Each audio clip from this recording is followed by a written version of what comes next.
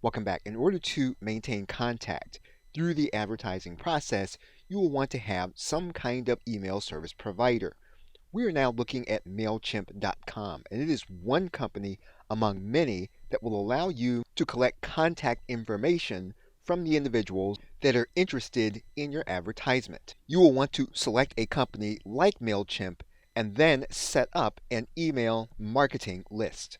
Typically, an autoresponder company will allow you to send emails, create landing pages, and then put embedded forms on a specific website to capture names and email addresses into a database. Once you have access, you can begin to create different sign-up forms for customers to become part of your email marketing list. You will be able to manage that list with different segments so that you can determine how an individual came to you and then how you want to market to them. This is going to involve the tag process.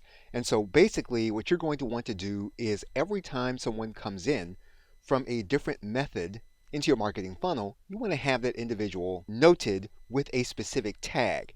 And this practice does exist in all autoresponder or email service provider companies.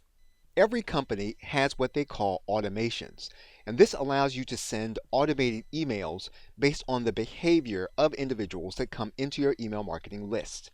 It also allows you to send a retargeting or remarketing ad to the individuals based on their behavior. So what you'll want to do is to start the process by selecting an email service provider and then creating a specific list in order to manage contacts as they come in through various advertisements as well as various purchases.